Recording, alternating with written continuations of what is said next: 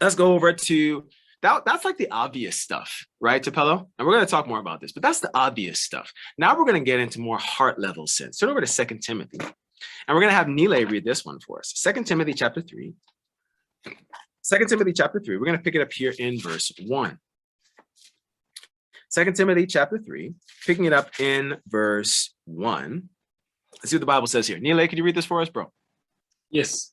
Verse 1 reads, but mark this, there will be terrible times in the last days. People will be lovers of themselves, lovers of money, boastful, proud, abusive, disobedient to their parents, ungrateful, unholy, without love, unforgiving, slanderous, without self-control, brutal, not lovers of the good, treacherous, rash, conceited, lovers of pleasure rather than lovers of God, having a form of godliness but denying its power, have nothing to do with such people.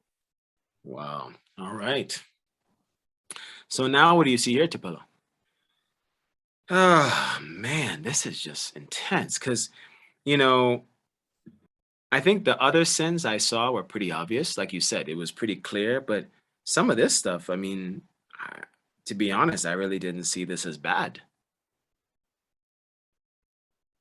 I can see that. I can see that, Tabello. I think a lot of people think the same way. But look at verse 1, because verse 1 tells you how God sees it. What does verse 1 say?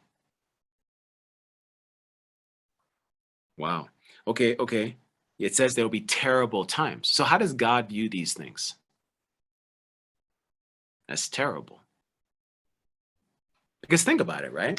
A lot of these heart level sins are what leads to the sins we just read about. You get what I'm saying here? Like it starts in the heart. You don't just kind of wake up and you're sexually immoral, right? You don't just fall into sin. No, it's a process. It starts with your heart, your attitude, and it leads into those actions. And that's why this is terrible. And so looking at this passage here, this is huge because, for me, I was a lover of myself. It's easy to be a lover of money, proud, love to boast about what you've done and accomplished, right? And ungrateful, that's a deep sin because, very often people get ungrateful very quickly. They like something and then, oh, I'm tired of it. I mean, look at the kind of marriages going on today. Look at the kind of the divorces, all this stuff. Like 1 second, they're like, oh, I love you. Next second, I want somebody else. Right? I mean, have you heard about this whole Kanye West thing? Yeah. Have you heard about this guy? Yes. I didn't know you know about Kanye West, Dr. Drew. Yeah. Just read the news, right? This guy, now he's changed his name to Ye. He doesn't want to be Kanye West, and he's just Ye, right? Now, remember, he's married to Kim Kardashian. Now, I don't know what he was. He got fed up with her, started messing around with somebody else. Now they've divorced, 4 kids later. And this guy, he wanted to call himself the Christian brilliant billionaire. Sorry, he wanted to change his name before he did Ye. He wanted to change his name to Christian genius billionaire Kanye West. Can you believe that? Like that's how warped these people are. Warped. And he's a millionaire, billionaire, whatever he is. I mean, that just goes to show you, these guys, they're out there. It's really sad, And so, but it all starts in the mind and the heart, And so you see this here: without love, unforgiving, slanderous. Now, slanderous is dangerous because that means you're talking lies about people, right?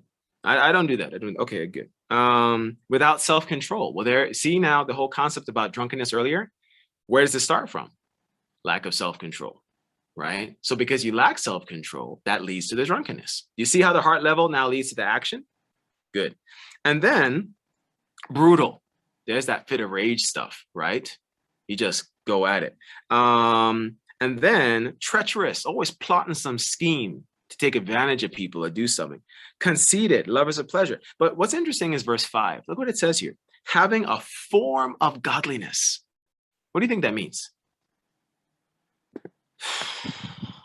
To be honest, this is crazy. I think I see a lot of people who are religious, but they're not disciples. Exactly. So it's very scary to go from being righteous to religious. I've seen people fall away from God. And usually the reason why they fall away from God is because they start to do things out of duty and not desire. So they know the truth, but they stop loving the truth. What are some sins in your life that you really love? Wow.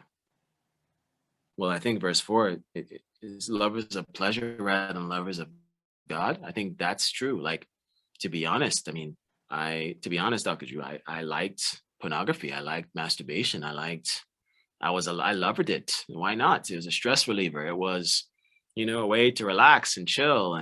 But I realized it warped me because I stopped it because it started to I started to objectify women. Ah, you got it. Exactly right. And these are actors. So all this acting they do, this is not real life. There's no real intimacy there. A lot of people can't even connect after doing this so much. They don't even know how to connect in real relationships. It's pretty pathetic. I see what you're saying, Dr. Drew. Because I think a lot of people, they think, I even have friends. They're like, oh, I don't sleep around, right? But I watch porn and masturbate. But I'm a good person. That's what they said to me. So they think that by sleeping around and looking at porn and masturbating, that is okay. But sleeping around with a lot of people is not okay. No, it's both sin, bro. It's all sin. The consequences for sleeping around may be worse. You may have a child out of wedlock. You may have an STD. But the truth of it is that it's all sin. It warps you. It warps you. Okay.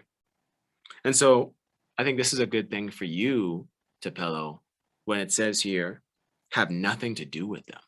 So people who have a form of godliness, or people who are just outright just in sin and loving it, you're supposed to avoid both of those kind of people. So whether it's people that are just like living the life of pleasure, or whether they're just acting, putting up a bold front, but really they're hypocrites. You want to avoid both of those kind of people. Wow. Okay. That's helpful. That's helpful because I thought maybe if I hang around religious people, that'll be okay too. Well, no, it's not just about hanging around religious people. Just because someone's religious doesn't mean they're righteous. It's very important to understand that. There are a lot of people that know about Jesus and don't obey him. The demons do. They know about Jesus too, but they don't obey him. All right. Well, let's keep looking here. Okay.